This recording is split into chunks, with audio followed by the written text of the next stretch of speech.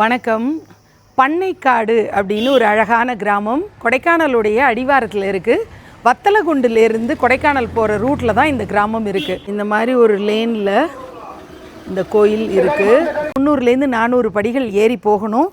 திண்டுக்கல் மாவட்டத்தில் கொடைக்கானல் மலைப்பாதையில் அமைந்திருக்கக்கூடிய ஒரு அழகான ஆன்மீக சிறப்புமிக்க கிராமம் தான் பண்ணைக்காடு.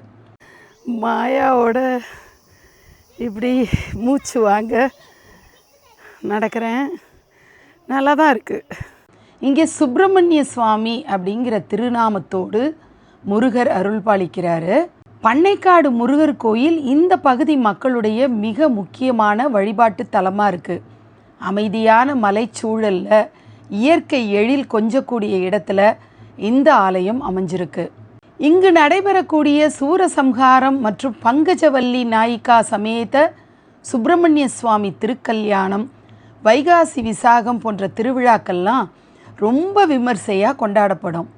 அந்த சமயங்களில் சுற்றி இருக்கக்கூடிய மலை கிராம மக்கள் எல்லாரும் இங்கு ஒன்று திரளுவாங்க. கொடைக்கானல் போகிற பாதையில் இருக்கிறதுனால பரபரப்பில்லாமல் ஆன்மீக அதிர்வுகள் நிறைஞ்ச ஒரு அமைதியான சூழலை இந்த தலம் வழங்குது. மன அமைதி தேடுபவர்களுக்கும் முருக பக்தர்களுக்கும் இது ஒரு உன்னதமான இடமாக இருக்குது. பண்ணைக்காடு கோயிலை விட்டு போக மனசே இல்லைங்க. ரொம்ப ஏகாந்தமாக அமைதியாக முருகர் சந்தோஷமாக இருக்கார். அது உணர முடியுது.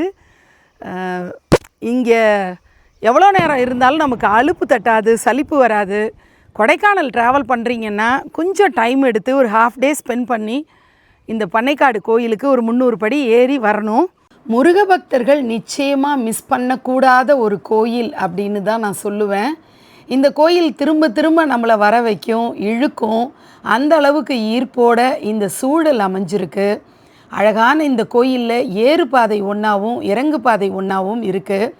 2 பாதைகளுமே நல்ல அனுபவத்தை நமக்கு கொடுக்கும். சூப்பராக இந்த ட்ரெக்கை நிறைவு பண்ணி அழகாக சேர்ந்தாச்சு. எல்லாருக்காகவும் பண்ணைக்காடு சுப்பிரமணிய சுவாமியை மனதார பிரார்த்தனை பண்ணிக்கிறேன். நன்றி.